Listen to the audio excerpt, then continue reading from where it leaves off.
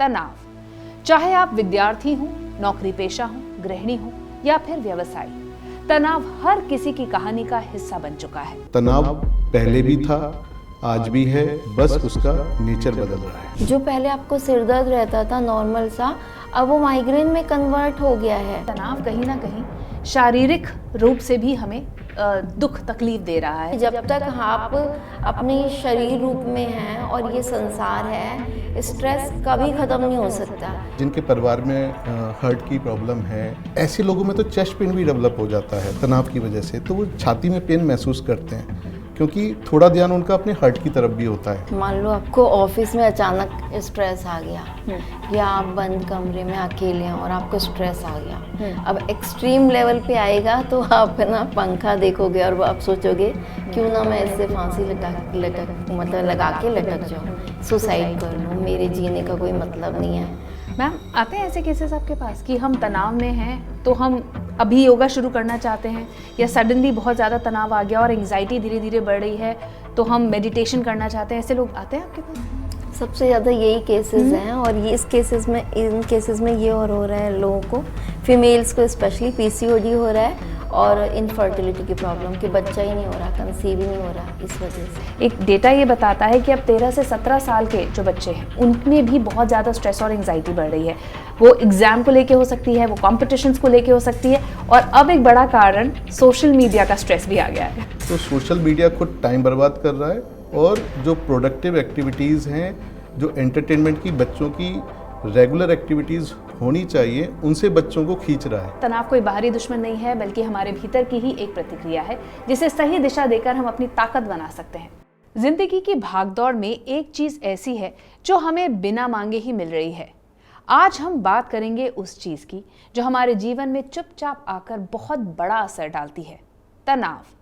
चाहे आप विद्यार्थी हो, नौकरी पेशा हो, गृहिणी हो या फिर व्यवसायी, तनाव हर किसी की कहानी का हिस्सा बन चुका है। कभी काम का दबाव, कभी रिश्तों की उलझन, कभी भविष्य की चिंता। तनाव कई रूपों में हमें घेर लेता है। कभी ये हमें अपने लक्ष्य हासिल करने की प्रेरणा देता है और कभी ये इतना भारी पड़ जाता है कि हमारी नींद, हमारी मुस्कान और हमारी सेहत सब छीन लेता है। तनाव की सबसे बड़ी खासियत ये है कि ये दिखता नहीं है, पर महसूस हर कोई करता है। कोई सिरदर्द के रूप में, कोई चिड़चिड़ाहट के रूप में, तो कोई रिश्तों की कड़वाहट के रूप में इसे जीता है। लेकिन क्या तनाव केवल नकारात्मक है, या ये भी संभव है कि हम इसे समझकर, इसे संभालकर, इसे अपने जीवन का साथी बना लें?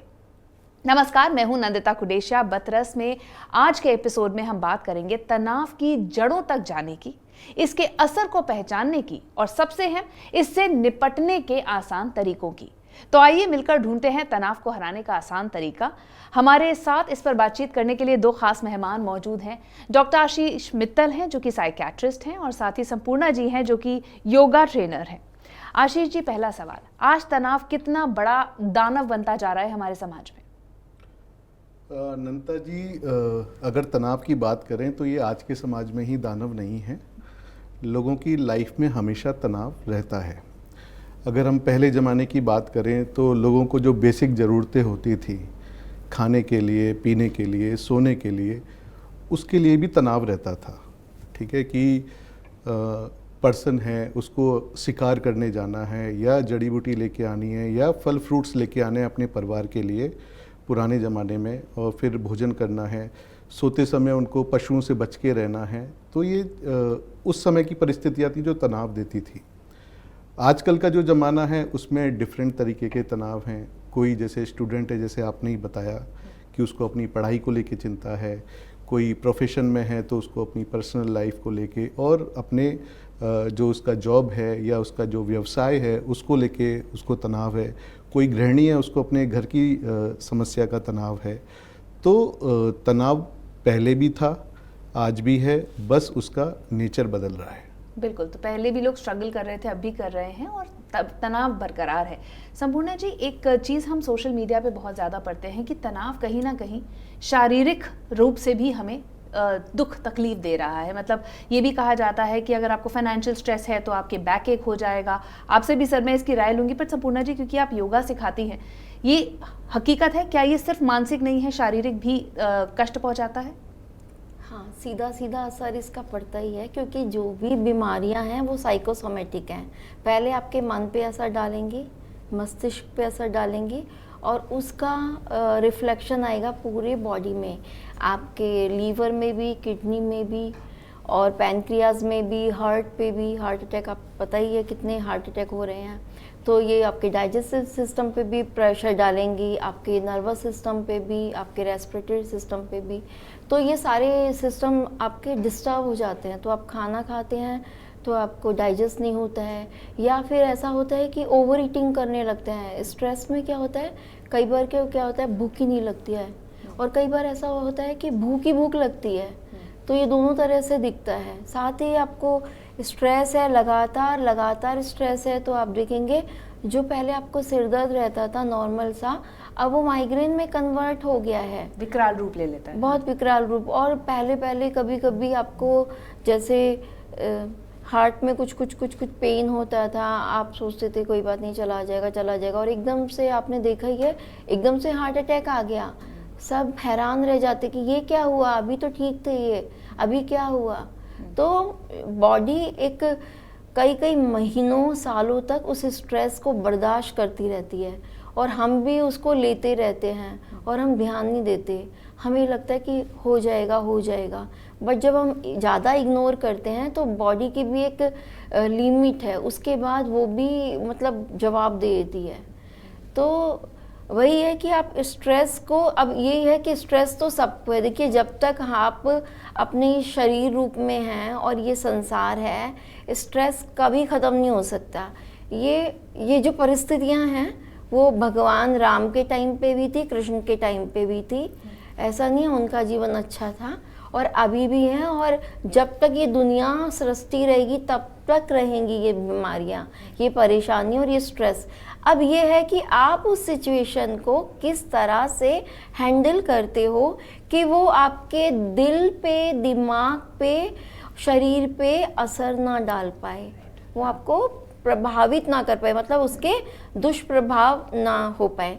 क्योंकि इसके लिए आपको अपने सोचने का, समझने का दृष्टिकोण बदलना होगा। डॉक्टर मित्तल, ये भी मैं आपसे जानना चाहूँगी, आई थिंक आप अग्री करेंगे कि अब लोग ज़्यादा खुल के आने लगे हैं, मेंटल हेल्थ को सीरियसली लेने लगे हैं। बट जस्ट मैं कंटिन्यू करना चाहूँगी क्वेश्चन को कि देखा जाए तो ये सब दिमाग का खेल है। आपको मेंटल स्ट्रेस हो रहा है, मेंटल एंजाइटी हो रही है, वो कैसे हमारे शरीर के अलग अलग हिस्सों में दर्द के रूप में दिखाई देता है, इस पे कुछ प्रकाश डालिए। अच्छा, इसको समझने के लिए मैं एक सिंपल सा एग्जांपल देना चाहता हूँ। जैसे काफ़ी बार कभी हम परेशान हो गए या कोई वर्कलोड हमारे पास ज़्यादा आ गया, तो कभी कभी हम फील करते हैं कि सिर भारी हो रहा है या हमारे सिर में दर्द हो रहा है। तो हम सिंपल सा बोलते हैं कि टेंशन हेडेक है, कि सुबह से मैं परेशान हूँ, टेंशन हेडेक हो रहा है। तो इसी तरह से स्ट्रेस बॉडी के किसी भी पार्ट में पेन कर सकता है। तो बेसिकली जो टेंशन हेडेक है वो होता क्यों है, तनाव की वजह से हमें, क्योंकि जो हमारी बॉडी की मसल्स हैं वो थोड़ी कॉन्ट्रैक्ट हो जाती हैं तनाव की वजह से। जैसे कि आप खुद महसूस करोगे, जब भी हम तनाव में होते हैं हमारे फोरहेड की मसल थोड़ी ऐसे कॉन्ट्रैक्ट हो जाती हैं ऊपर की तरफ, या सिर में भी एक स्पाज्म फील होता है। तो ऐसे ही काफ़ी लोगों को तनाव में पूरी बॉडी की मसल्स में थोड़ा बहुत कॉन्ट्रैक्शन आ जाता है। अब हर पर्सन के लिए बॉडी का कोई स्पेसिफिक पार्ट ज़्यादा सेंसिटिव होता है। जैसे कि सिंपल, जो लोग पूरे दिन एक पोजीशन पे बैठ के काम करते हैं, तो उनकी बैक की जो मांसपेशियां हैं, बैक मसल्स हैं, वो थोड़ा ऑलरेडी स्ट्रेस में है क्योंकि वो बैठ के काम कर रहे हैं। उन्हीं को अगर स्ट्रेस आ जाए तो स्ट्रेस की वजह से भी थोड़ा जकड़न वहाँ बढ़ जाएगा, तो ऐसे लोगों को बैक पेन का चांस ज़्यादा हो जाता है। ऐसे ही कुछ लोगों की नेक की मसल्स सेंसिटिव होती हैं उनकी, तो उनको नेक पेन हो जाता है। काफ़ी लोग जिनके परिवार में हार्ट की प्रॉब्लम है, जिन्होंने अपनी फैमिली में हार्ट अटैक देख रखे हैं, तो ऐसे लोगों में तो चेस्ट पेन भी डेवलप हो जाता है तनाव की वजह से। तो वो छाती में पेन महसूस करते हैं क्योंकि थोड़ा ध्यान उनका अपने हार्ट की तरफ भी होता है। और इवन मैडम, मैंने तो ऐसे भी केस देखे हैं कि स्ट्रेस की वजह से जो फीमेल जिनके बच्चे हो रखे हैं, 1 या 2 बच्चे, और उनके बच्चे सीजेरियन सेक्शन से हुए हैं, तो कुछ फीमेल्स ने तो मुझे बताया कि तनाव में जो सीजेरियन सेक्शन का जो स्कार है उनके पेट में, उस जगह उनको पेन होता था। तो तनाव से बॉडी में किसी भी जगह पेन हो सकता है। उसका मेन वजह होता है कि तनाव की वजह से मसल थोड़ी कॉन्ट्रैक्ट हो जाती है। तो यही सिम्टम्स होते हैं क्या? इसी से पता चलता है हमें कि हम तनाव में हैं, क्योंकि शरीर भी कहीं ना कहीं संकेत देने लगता है? यस, ये भी तनाव का एक सिम्टम है। वैसे तो तनाव के काफ़ी सारे सिम्टम्स होते हैं, जैसे कि अगर हम अपने हेड से लेके अगर हम टो तक जाएं तो जैसे सिर का भारी रहना, हेडेक होना, मुंह सूखना, और किसी किसी को सफोकेशन भी होती है तनाव में, किसी किसी को पसीने ज़्यादा आते हैं, लोगों की धड़कनें किसी किसी की ज़्यादा बढ़ जाती हैं, किसी किसी का बीपी थोड़ा रेज हो जाता है। कुछ लोग तनाव में आने पे बार बार उनको यूरिन की फीलिंग आती है, जैसे हम थोड़ा और नीचे जाएं तो, और काफ़ी लोगों का पेट भी गड़बड़ हो जाता है तनाव में, और किसी को क्रोनिक स्ट्रेस चल रहा है तो उनको IBS की इरिटेबल बोवेल सिंड्रोम जिसको बोलते हैं, उनका पेट गड़बड़ हो जाता है। अगर हम पैरों की बात करें तो लोगों को रेस्टलेसनेस फील होती है तनाव में, और पैरों में दर्द भी महसूस हो सकता है। ये सब सिम्टम्स होते हैं। यस, ये सारे सिम्टम्स तनाव में है, और हर पर्सन में जैसे हम देखते हैं अलग अलग सिम्टम दिखाई देते हैं। और जैसे ये तो फिजिकल सिम्टम की बात होगी, अगर साइकोलॉजिकल सिम्टम की बात करें तो कंसंट्रेशन करने में काफ़ी डिफ़िकल्टी आती है तनाव में। संपूर्ण जी, मैं आपसे जानना चाहूँगी, वैसे अगर हम योग की बात करें, ध्यान की बात करें, क्योंकि ये सब चीज़ हमारे दिमाग से ओरिजिनेट हो रही है, तो देखा जाए तो योग बेस्ट तरीका है इसको सॉल्व करने का, कि आप अपना मन एकाग्र करें, मेडिटेट करें। बट एक बात बताइए, अगर कोई ऑलरेडी स्ट्रेस में है तो योग तो कोई एक हफ्ते का, एक महीने का कोर्स नहीं हो सकता। क्या इससे सॉल्व होती है प्रॉब्लम, या फिर हमें लंबे वक्त तक इसे करना पड़ेगा तब प्रॉब्लम सॉल्व होगी? देखिए, अगर इंस्टेंट रिलीफ चाहिए, मान लो आपको ऑफिस में अचानक स्ट्रेस आ गया, या आप बंद कमरे में अकेले हैं और आपको स्ट्रेस आ गया, अब एक्सट्रीम लेवल पे आएगा तो आप ना पंखा देखोगे और आप सोचोगे क्यों ना मैं इससे फांसी मतलब लगा के लटक जाऊं, सुसाइड कर लूं, मेरे जीने का कोई मतलब नहीं है, प्रॉब्लम पे प्रॉब्लम है। जैसे आपने देखा ही है कितने सुसाइड केसेस आते हैं। तो अगर आप मेरे से पूछेंगे कि इंस्टेंट तरीका क्या है कि 5 मिनट्स में ये जो नेगेटिव थॉट्स हमारे अंदर आ रहे हैं वो तुरंत चले जाएं, तो उसके लिए मैं आपको बताऊंगी कि एक तो जहाँ कहीं भी आप बैठे हैं ना, वहाँ से उठिए, उस जगह से उठिए। अगर किसी व्यक्ति से आपका आर्ग्यूमेंट हो रहा है, लड़ाई झगड़ा हो रहा है, वो व्यक्ति नेगेटिव है, तो उससे दूरी बना लीजिए उसी समय। वो चाहे हस्बैंड है, चाहे वाइफ है, चाहे ऑफिस का कोई बंदा है, उससे आप थोड़ा दूर हो जाइए उस पल के लिए। एक गिलास ठंडा पानी पी लीजिए, घर में है नहा सकते हैं तो नहा लीजिए, सिर पे पानी डलेगा, वैसे ही रिलैक्स हो जाओगे आप। जो भी आपके थॉट्स हैं वो चेंज हो जाएंगे, क्योंकि ब्लड सर्कुलेशन बढ़ेगा मस्तिष्क में। नहीं है तो एक गिलास पानी सिर पे डाल लीजिए। ये भी नहीं हो सकता, पानी पीजिए। आप जहाँ कहीं भी हैं वहाँ पे लेट जाइए, ये घर का तरीका है, ऑफिस का अलग बताऊंगी। लेट जाइए 5 मिनट्स। आप स्ट्रेस में क्या होता है, व्यक्ति यही सोचते हैं ना नेगेटिव, मैं मर जाऊं तो अच्छा है, तो आप सच में ही मान लीजिए लेट के कि मैं मर गया हूँ, मैं हूँ ही नहीं दुनिया में। अब आप उस पल को जी लीजिए, मैं हूँ ही नहीं, मेरा शरीर ही नहीं है, मैं नहीं हूँ, मैं नहीं हूँ, तो काहे की प्रॉब्लम, काहे की चिंता, कौन मुझे क्या बोलेगा, क्या वर्कलोड लेना। तो वो लेट जाइए शवासन, योग निद्रा में, है ना, उसको योग की भाषा में जो लोग समझते हैं। और फिर आप क्या करेंगे, इसमें 3-4 चीज़ें मैं बता रही हूँ। एक तो आप पानी पी लीजिए, लेट जाइए शवासन में, शरीर को ढीला छोड़ दीजिए। शरीर से आपको अलग कर लेना है कि शरीर ये पड़ा और आत्मा ये पड़ी। जैसे सेम जो डेथ में होता है, शरीर यहाँ पड़ा है, आत्मा इधर है, शरीर जो पड़ा हुआ है उसको आत्मा देख रही है देख रही है, तो वैसे ही हो जाइए। और फिर आप लंबी गहरी सांस भरिए। जिसको योग में कुछ नहीं आता, उसको ये आता है कि बिना किसी जल्दबाजी के, ना तो लेने की जल्दबाजी कीजिए ना छोड़ने की जल्दबाजी कीजिए, बहुत धीरे धीरे आराम से। अगर इसको मैं वैसे बोलूं तो आप कम से कम 4 to 5 सेकेंड्स तक सांस को लीजिए, अभी छोड़ने का छोड़ दीजिए, लीजिए और छोड़िए, होल्ड करने का छोड़ दीजिए, बस लीजिए और छोड़िए। आप 5 टाइम्स भी अगर आप ये करेंगे ना, आप देखेंगे ये क्या हुआ, चेंज हो गया। डीप ब्रीदिंग जिसको हम लोग कहते हैं, डीप ब्रीदिंग जैसे ही आप करेंगे ना, तो क्या होता है कि आपके शरीर में प्राणों का संचार होने लगता है। प्राण ऊर्जा। और वो डीप ब्रीदिंग क्या करती है, देखिए एक तो हम ऐसे करते हैं जानवरों की तरह, जैसे हमारे लिए बोला गया है कि हमें जितने सांसें गिनती की दी हुई हैं, तो इनको जल्दी जल्दी खर्च मत कीजिए। डीप ब्रीदिंग जितना करेंगे आपको कुछ भी जरूरत नहीं है, फिर आपकी पूरी प्रॉब्लम से दूर, आपको कोई डॉक्टर की भी जरूरत नहीं पड़ेगी सच बताऊं तो, अगर आप डीप ब्रीदिंग एक टेक्निक, क्योंकि देखिए पूरा जो शरीर है ना हमारा, वो ब्रीदिंग से ही तो चल रहा है। खाना तो फिर भी 1 महीना छोड़ सकते हैं, सांस कहाँ छोड़ पाते हैं। तो इसका मतलब 2 मिनट लीजिए, सांस लीजिए, अपने आप को महसूस करिए, अपने अंदर की हलचल को महसूस करिए, उससे तो इससे ब्लड का फ्लो होगा, जो आप ऑक्सीजन ले रहे हैं, फ्रेश एयर ले रहे हैं, वो आपके ब्लड के अंदर जाएगी, और वहाँ जो भी टॉक्सिन्स है ना, और जो कॉन्ट्रैक्ट हो गई है मसल्स, जो डॉक्टर साहब ने बताया कॉन्ट्रैक्ट हो गई है, वो रिलीज होंगी। वहाँ पे जो जमा हुआ ब्लड है वो सर्कुलेट होगा, उसका मूवमेंट स्टार्ट हो जाएगा। और जब आप डीप ब्रीदिंग लेते हैं तो ये 4-5 सेकेंड्स का मैं क्यों बोल रही हूँ, क्योंकि 4-5 सेकेंड्स में आप पूरा टाइम मिलता है सांस को आपकी एक एक नस नाड़ी तक जाने का। जो 72,000 नाड़ियाँ हमारी हैं शरीर में, वहाँ तक संचार होता है ब्लड का, और ब्लड के साथ फ्रेश एयर का। अगर उसको वैसे योग की भाषा में बोलूँ तो उसको बोलेंगे प्राणवायु।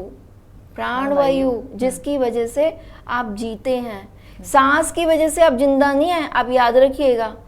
प्राण, पहले प्राण छूटते हैं तब आपकी सांसें बंद होती हैं। सांस तो चल ही रही थी, बट ये क्या हुआ, अचानक के आदमी मर गया, क्योंकि प्राणों ने जवाब दे दिया, या फिर प्राणों ने जवाब दे दिया कि हमें नहीं जीना, हमें मरना है।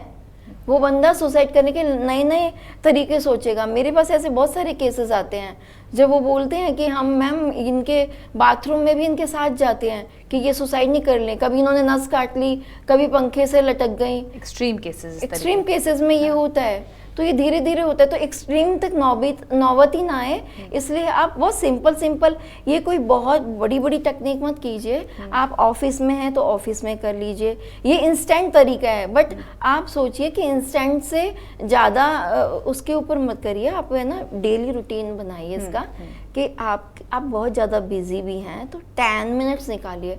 24 घंटे में से अगर आप 10 मिनट्स भी निकालेंगे तो ये 10 मिनट्स आपको 24 घंटे जीने की ताकत देंगे, शक्ति देंगे। क्योंकि स्ट्रेस में एक हम बताना भूल गए थे, स्ट्रेस का एक मेन है, आपको नींद नहीं आती है। आप सोए सोए तो रहते हैं, दिख रहा है बंदा सो रहा है, बट वो नींद नहीं आती, उसके दिमाग में सोते सोते भी इतने थॉट्स आते हैं कि भले ही वो पड़ा है बिस्तर में 10-10 घंटे, बट उसके शरीर में जान ही नहीं होती, उसको कुछ करने का मन ही नहीं करता, एनर्जी ही नहीं होती है। ये भी बहुत बड़ा सिम्टम होता है। बिल्कुल, ये बहुत सारे लोगों को, इतने सारे केसेस हैं ऐसे वाले कि, और इसका पूरा असर पड़ता है आपके पूरे साइकिल पे, आपके सारे रूटीन पे, चाहे वो ऑफिस हो चाहे फैमिली हो, सब डिस्टर्ब हो जाएगी। ना फैमिली पे फोकस कर पाओगे, ना ऑफिस पे काम कर पाओगे, ना अपनी पर्सनल लाइफ पे, और सब बिखर जाएगा, और बिखर के एकदम से एंड हो जाएगा सबका। तो आपको करना क्या है, 10 मिनट निकालने हैं, गहरी सांसें लेनी और आत्मानुभूति करनी है, जैसे आप बता रही हैं। डॉक्टर साहब, हम अभी स्ट्रेस और एंजाइटी की बात कर रहे हैं। डिप्रेशन इसका एक बहुत बड़ा फॉर्म है। लोग मजाक में कहते हैं कि मैं बहुत डिप्रेस्ड हूँ, बट वो नहीं समझते कि डिप्रेशन अपने आप में एक बहुत बड़ी बीमारी है, एक बहुत बड़ा स्केयर है। कब इंसान को ये लगना चाहिए कि अब एंजाइटी और स्ट्रेस का थ्रेशोल्ड है वो पार हो चुका है और अब हम डिप्रेशन की तरफ जा रहे हैं? ये आत्मानुभूति कब होनी चाहिए इंसान को? ये काफ़ी अच्छा क्वेश्चन है। जैसे अगर हम लें सिम्टम्स को, तो साइकोलॉजिकल प्रॉब्लम में सबसे पहली प्रॉब्लम हम स्ट्रेस मान सकते हैं। स्ट्रेस मतलब physiological response to any threat.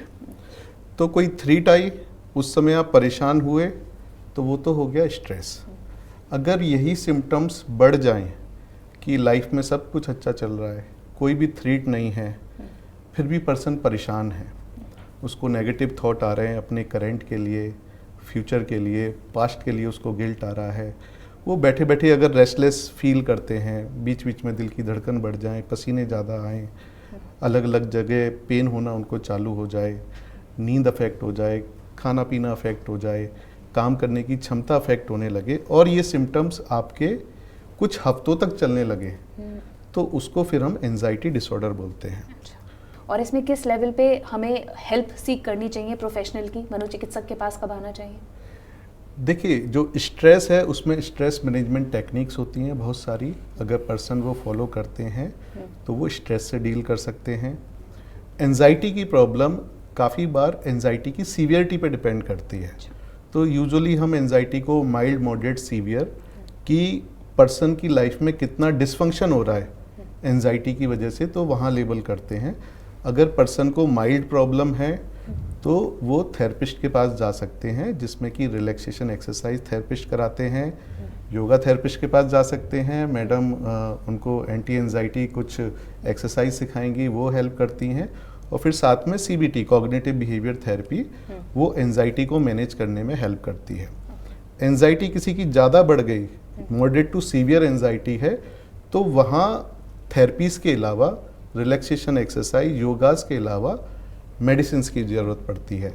तो कुछ एंटी एंजाइटी दवाई आती हैं जो पेशेंट का प्रोफाइल देख के, एज देख के, वेट देख के और उनको क्या क्या मेडिकल कंडीशन है उसके हिसाब से सेलेक्ट करके वो मेडिसिन पेशेंट की हम स्टार्ट करते हैं, और जिससे उनकी एंजाइटी कम होने लग जाती है।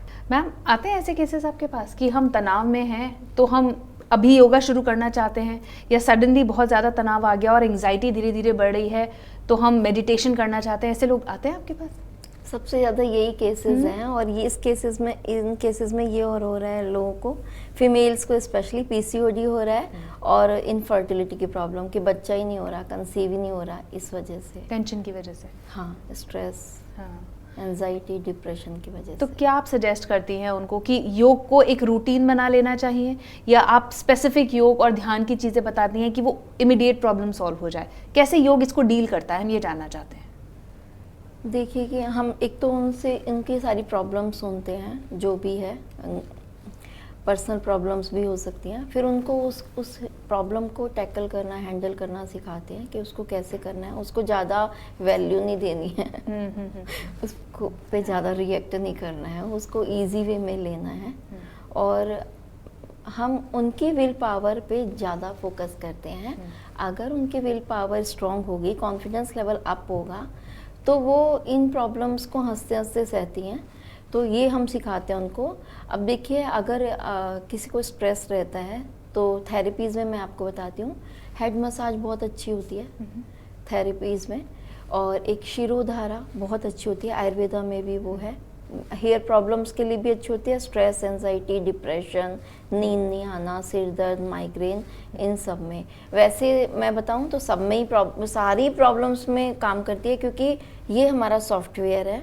सॉफ्टवेयर खराब तो बॉडी हैंग हो जाती है, जैसे फ़ोन होता है वैसे ही है। तो रूट में जाके काम करना होता है। ध्यान और meditation should be a part of our lifes. हमें वेट नहीं करना चाहिए कि कभी तनाव आए या बुरा वक्त आए तो हम इसको अपनाएं, जो जैसा मैं आपकी बात से समझ पा रही हूँ। डॉक्टर साहब, हम पहले सोचते थे कि बचपन की जो उम्र होती है ना, वो सबसे बेपरवाह उम्र होती है ना। टेंशन्स तो बढ़ती हैं जब हम दुनिया में आते हैं, पर ज़माना बहुत बदल गया है। एक डेटा ये बताता है कि अब 13 से 17 साल के जो बच्चे हैं उनमें भी बहुत ज़्यादा स्ट्रेस और एंजाइटी बढ़ रही है। वो एग्ज़ाम को लेके हो सकती है, वो कॉम्पिटिशन्स को लेके हो सकती है, और अब एक बड़ा कारण सोशल मीडिया का स्ट्रेस भी आ गया है। आप मानते हैं?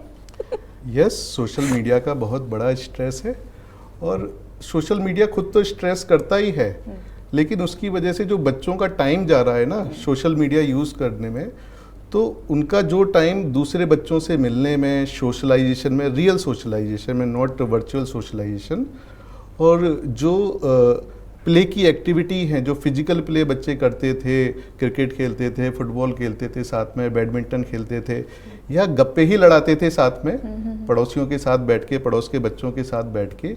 तो सोशल मीडिया खुद टाइम बर्बाद कर रहा है, और जो प्रोडक्टिव एक्टिविटीज़ हैं, जो एंटरटेनमेंट की बच्चों की रेगुलर एक्टिविटीज़ होनी चाहिए, उनसे बच्चों को खींच रहा है।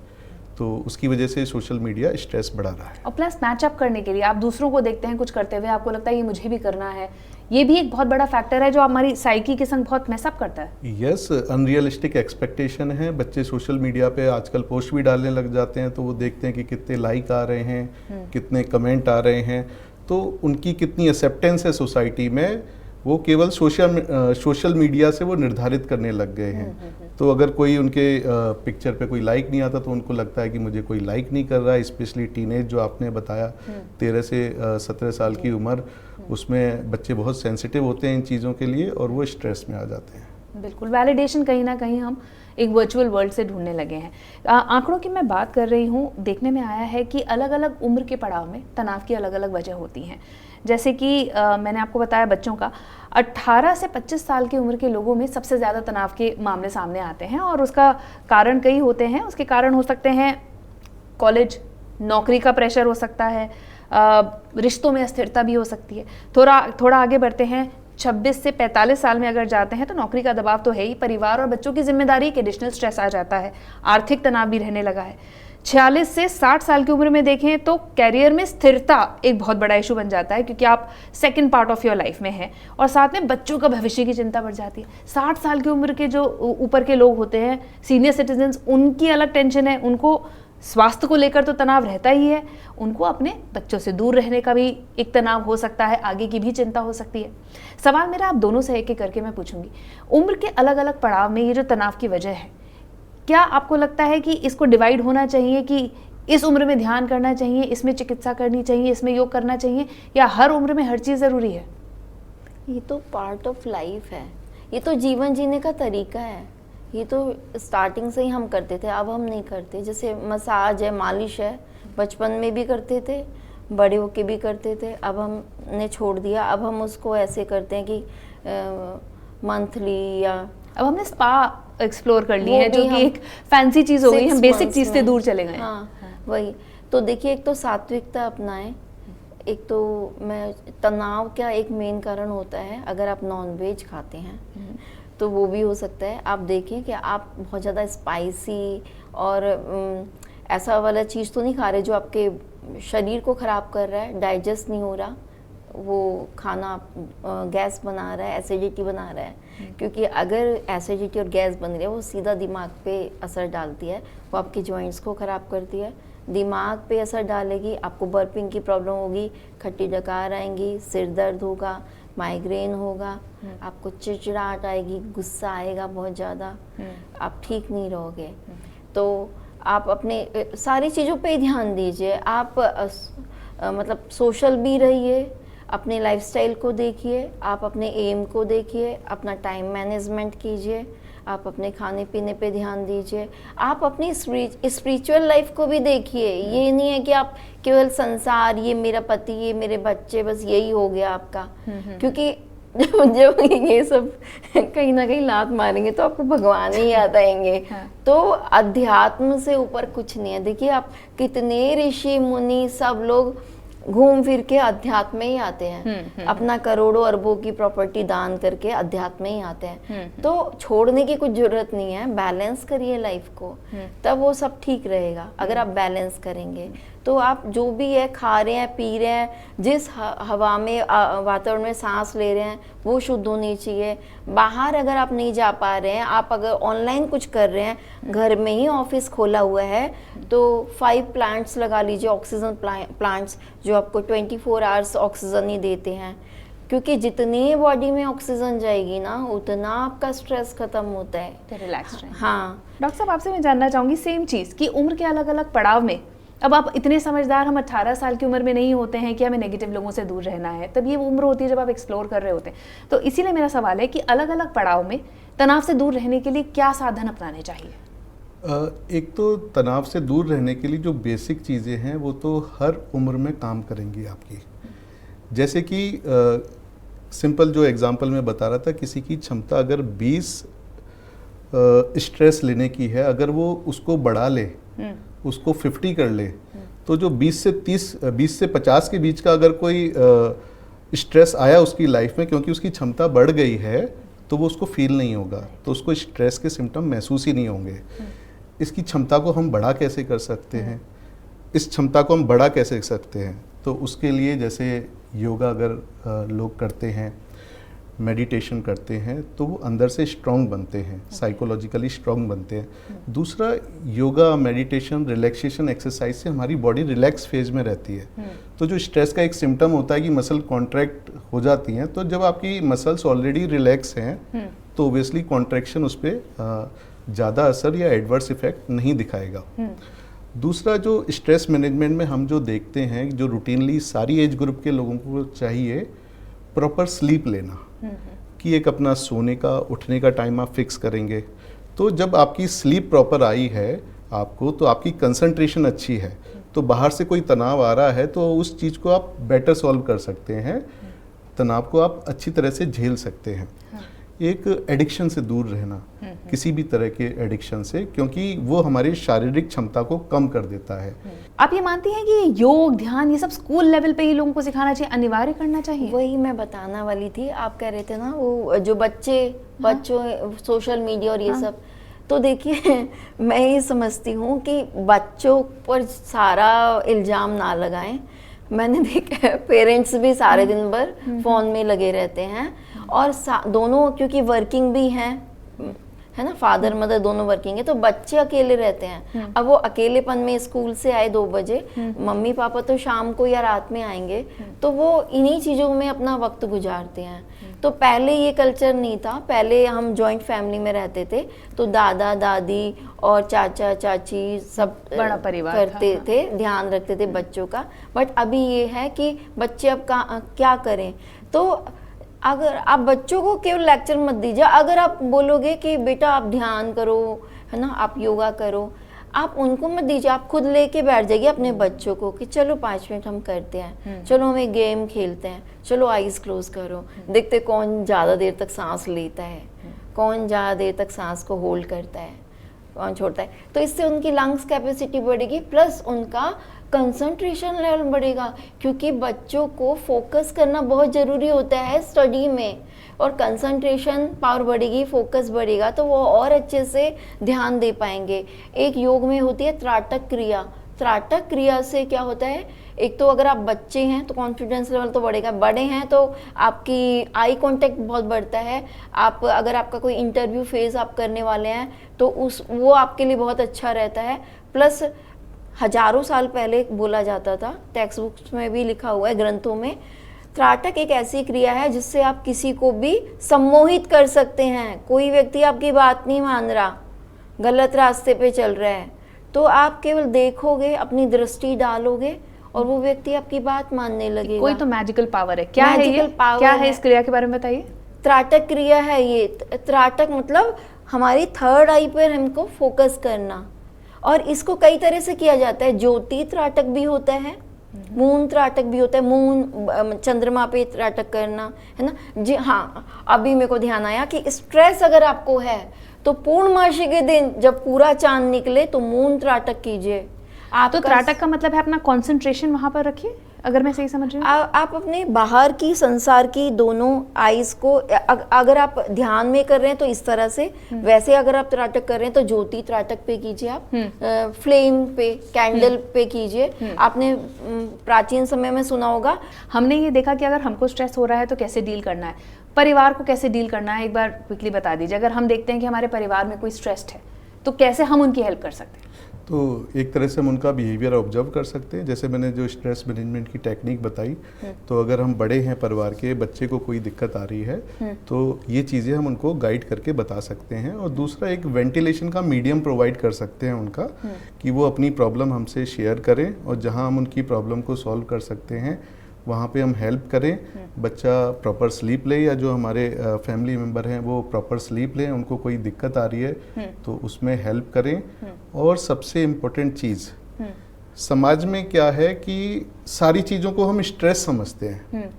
किसी को कोई बीमारी भी है, जैसे किसी को एंजाइटी की प्रॉब्लम चल रही है, या पर्सन डिप्रेशन में चला गया है, या इनफैक्ट साइकोसिस में चले गए, जो हम क्लिनिकली हमारी ओपीडी में जो पेशेंट आते हैं, सब लोग एक ही वर्ड यूज़ करते हैं कि सर इसको स्ट्रेस हो रहा है।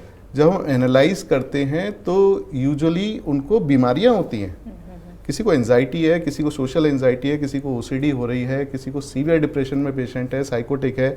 इवन मैनिया वाले पेशेंटों में भी काफ़ी बार घर वाले बोलते हैं कि इसको स्ट्रेस हो गया है, अंदर शरीर ठीक नहीं है, बीमारियां हैं जिसकी वजह से तनाव हो रहा है। यस, तो हमें बीमारी समझना चाहिए और उस बीमारी का इलाज करना चाहिए। और केवल अगर वो स्ट्रेस है तो जैसे मैंने बताया, जो सिंपल चीज़ें हैं उससे हम उनकी हेल्प कर सकते हैं। और सबसे इम्पोर्टेंट चीज़, अगर वो कहीं एडिक्शन में जा रहे हैं तो उनको उसके बारे में हम उनको काउंसिल कर सकते हैं, जिससे कि उनका स्ट्रेस कम होगा। बिल्कुल क्विक आंसर्स आप दोनों से एक एक करके। अगर अचानक से दिमाग विचलित हो रहा है, दिमाग शांत करना है, क्या करें? ठंडा पानी पिएं, बाहर जाएं, वॉक करें, खुली हवा में सांस लें, डीप ब्रीदिंग करें। धड़कन तेज हो रही है मैम, क्या करें? पल्पिटेशन के लिए आप मुद्रा कर लीजिए, अपान वायु मुद्रा, संजीवनी बूटी है, कभी भी हार्ट अटैक भी नहीं आएगा। ये इंडेक्स फिंगर को यहाँ पे लगाइए और दोनों ये फिंगर्स हैं, ये रिंग फिंगर और मिडल फिंगर, इनको ये कीजिए। और आपकी पल्पिटेशन की प्रॉब्लम, अगर हार्ट बीट बहुत ज़्यादा चल रही है, घबराहट हो रही है और आपको अगर लग रहा है कि दिल की धड़कन बहुत ज़्यादा तेज चल रही है और आपको समझ नहीं आ रहा क्या होने वाला है, तो आप ये कीजिए और 5 मिनट्स ये करके बैठ जाइए और आपका स्ट्रेस, एंजाइटी, डिप्रेशन, पल्पिटेशन सब नॉर्मल हो जाएगा। सर गुस्सा आ गया अचानक से, क्या करें? गुस्सा आ गया तो हम बैक काउंटिंग कर सकते हैं। सबसे पहले अगर मुझे आप पे गुस्सा आ रहा है तो मैं यहाँ से उठ के बाहर चले जाऊँगा। सबसे पहले वो टेक्निक करनी चाहिए कि वहाँ से हट जाना चाहिए। दूसरा, डिस्ट्रैक्शन टेक्निक कोई भी हम यूज़ कर सकते हैं, जिसमें एक बैक काउंटिंग है, या आप नहाने जा सकते हैं, या आपको स्पोर्ट्स में किसी में रुचि है तो स्पोर्ट्स खेल सकते हैं। उम्मीद है आज की चर्चा से आपको थोड़ा हल्का महसूस हुआ होगा और आप तनाव से लड़ने के लिए नहीं बल्कि उसे समझने और नियंत्रित करने के लिए प्रेरित हुए होंगे। अगर आपको ये एपिसोड पसंद आया तो इसे अपने दोस्तों और परिवार के साथ जरूर साझा करिएगा, क्योंकि हो सकता है किसी और के लिए ये एक छोटी सी बातचीत एक बड़ी राहत बन जाए। मुस्कुराते रहिए, स्वस्थ रहिए और याद रखिए, आप तनाव से बड़े हैं। बहुत बहुत शुक्रिया।